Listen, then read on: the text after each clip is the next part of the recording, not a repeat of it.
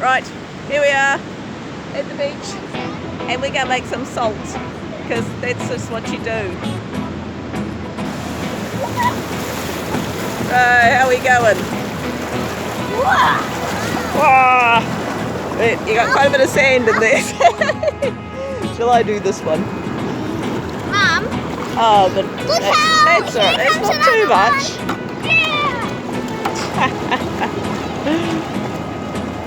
As you saw on the previous shot, we went to the beach. This was before lockdown, by the way. That was a few months ago. In the meantime, we brought that salt water home and we suddenly thought, oh, now if we heat this up on the stove and try and get it all dissolving, that is going to cost an absolute fortune. Well, a few cents. A few cents. That's what I said, a fortune. Okay, alright. Point. So, anyway, the weather has chilled down a bit. It's quite chilly out there today. So, we're going to light the fire and because we've got a fireplace that we can cook on top of. Whenever we light the fire, I always make an effort to cook dinner on top of the fireplace because, well, it's free basically. If you're going to be using it anyway to heat your house up, you might as well make the most of it. We'll see how it goes. It's been, as I say, it's been sat in the shed for a couple of months, but it's, you know, it's in its sealed container here. So I've got a muslin cloth because try as we might on the day, we could not. We tried getting so many buckets of water. We couldn't get it without sand in. So I didn't really fancy sandy salt. So we're gonna sift it. Doesn't smell salty anymore. So I've seen lots of videos on doing this. Some people reckon boil it high heat. Some people reckon just let it slowly simmer. We're just gonna let it do whatever the fireplace wants to do because, you know, as I say, I'm stingy. How am I gonna do this without making a mess, guys?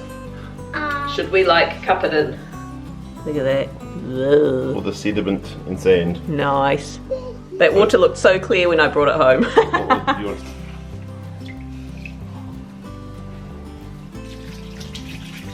Good plan.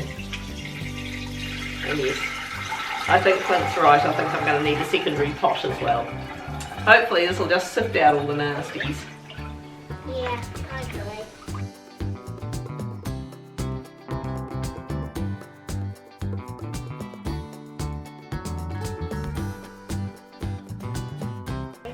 Look at all that. Nice. It will be very interesting to see how much actual salty stuff we get at the bottom of this. So bets on. We'll see. We may never have to pay for salt again, you know. And our family, we go through what, about $5 worth of salt a year. We could save a fortune.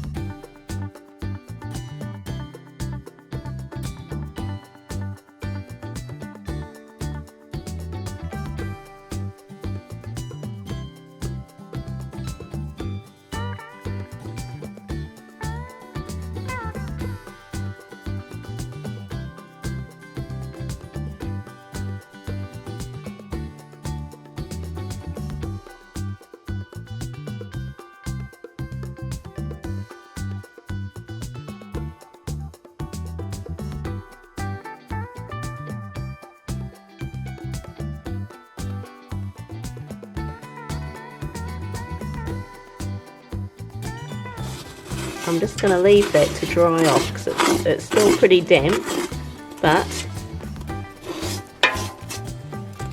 it's almost dried off and I just don't want it burning to the bottom, so we'll see what that looks like in the morning. That actually took a good couple of days. As I say, we wouldn't have done that had we not had the fireplace lit anyway, so technically we weren't using any electricity or anything. Otherwise I dread to think what it would have cost to actually boil all this down. We condensed the two into one, but look at that, we have salt. We have salt. It's technically kosher salt right there. I'll make some chippies to go with our dinner tonight and we'll sprinkle some on, and I might do like a taste test, see if I can taste the difference. But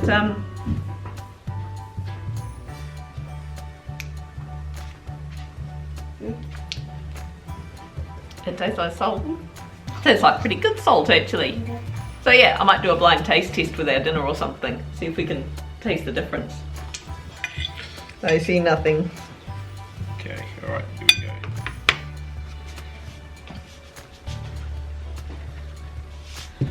Right.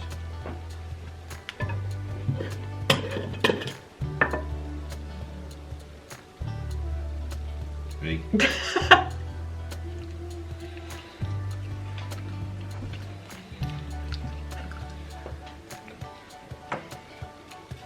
Alright. Chuckers Hey, taste boy. number B. B was the sea salt. No, it was not. Wasn't it? No. Oh. There you go, you can't tell the difference. Well, there we go. Which one did you prefer though? I mean, they both just tasted like salt. Actually, funnily enough, when I did a taste, like I put a little bit of each on my finger, and I thought, oh, that sea salt's so much nicer. But maybe that's a mental thing. Well, people actually pay a premium for kosher salt. From those two big tubs, we got that much sea salt. But that's pretty cool, you know, a little freebie from our trip to the beach. There you go. Hit like, leave a comment, subscribe to see us do more actually- dumb stuff like this.